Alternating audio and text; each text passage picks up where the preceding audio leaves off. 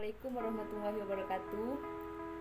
Nama saya Nur Ulfa dengan NIM channel 2108. Tujuan saya membuat video ini adalah menjelaskan makalah yang berjudul bentuk-bentuk perusahaan dan perusahaan Prancis. Yang pertama, perusahaan perseorangan. Perusahaan perseorangan adalah perusahaan yang dimiliki, dikelola, dan dipimpin oleh seseorang yang bertanggung jawab penuh terhadap risiko dan aktivitas perusahaan. Tidak ada pemisahan modal antara kekayaan pribadi dan kekayaan perusahaan.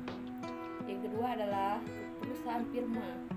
Firma adalah badan usaha yang didirikan oleh seseorang atau lebih dengan bersama untuk melaksanakan usaha.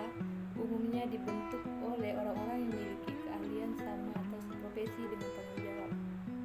Yang ketiga adalah perusahaan perseroan komanditer atau CP. Perseroan komanditer adalah bentuk perjanjian kerjasama perusahaan bersama antara dua orang atau dengan akta otentik sebagai akta pendirian yang dibentuk di hadapan notaris yang berwenang.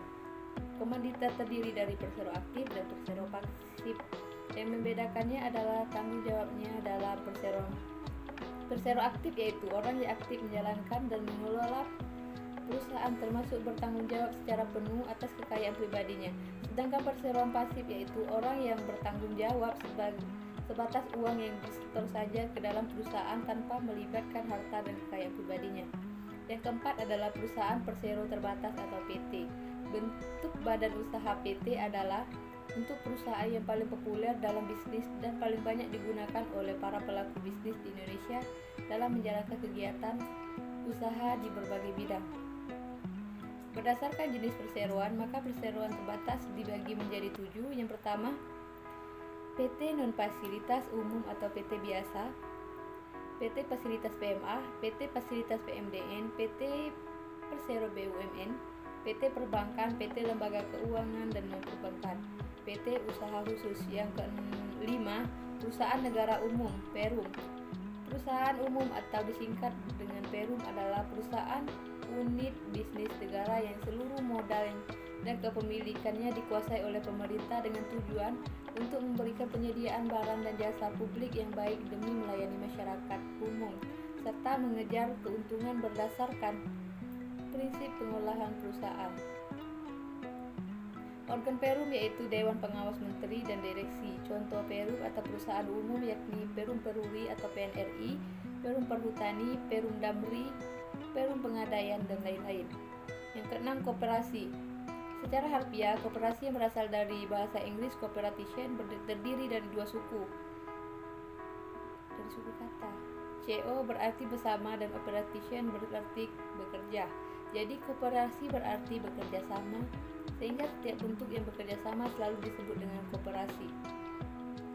Yang ketujuh, yayasan. Yayasan adalah suatu badan hukum yang mempunyai maksud dan tujuan bersifat sosial, keagamaan, dan kemanusiaan. Didirikan dengan memperhatikan persyaratan formal yang ditentukan dalam Undang-Undang Indonesia. Yayasan diatur dalam Undang-Undang Nomor 28 Tahun 2004 tentang perubahan atas Undang-Undang Nomor 16 Tahun 2001 tentang yayasan.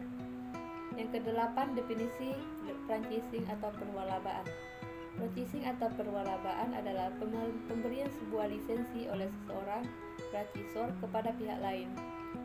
Lisensi tersebut dapat memberikan hak kepada Prancis untuk menggunakan merek dagang franchisor dan seluruh elemen yang diperlukan untuk menjalankan bisnisnya dengan dasar-dasar yang telah ditentukan. Yang kesembilan, format bisnis franchising. Ada 3 format franchising, yaitu konsep bisnis yang menyeluruh, konsep permulaan pelatihan berdasarkan konsep franchisor, proses bantuan dan bimbingan yang terus-menerus. Yang ke-10, jenis franchising. Waralaba dapat dibagi menjadi 2. Yang pertama, waralaba luar negeri, cenderung lebih disukai karena sistemnya lebih jelas. Merek sudah diterima di berbagai dunia dan dirasakan lebih bergengsi. Waralaba dalam negeri juga menjadi salah satu pilihan investasi untuk orang-orang yang ingin cepat menjadi pengusaha tetapi tidak memiliki pengetahuan cukup piranti awal dan kelanjutan usaha ini yang disediakan oleh pemilik waralaba. Yang ke-11, keuntungan franchising. Bagi para wirausahawan yang ingin memulai usaha baru akan mendapatkan rencana operasi bisnis dengan arah yang jelas dari pemberi franchise. Penerima franchise diberikan nasihat atau sebuah lokasi usaha yang telah ditetapkan. Pemberi hak bisa mendapatkan manfaat dari ekspansi cepat dan luas tanpa menanggung risiko finansial penting. Tiap-tiap penerimaan hak berdasarkan volume penjualan, organisasi keseluruhan bisa mengadakan panggilan besar-besaran untuk memperkuat nama Prancis. Yang ke-12, kekurangan franchising. Menjadi independen, terdominasi, tidak mandiri, kreativitas tidak berkembang, rentan terhadap perubahan franchisor. Yang terakhir, 13, dasar hukum peraturan Prancis.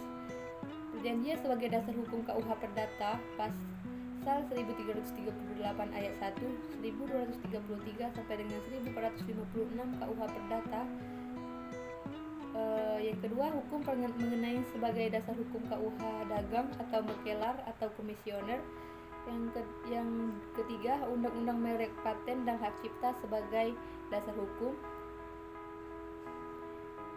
Yang keempat, undang-undang penanaman modal asing.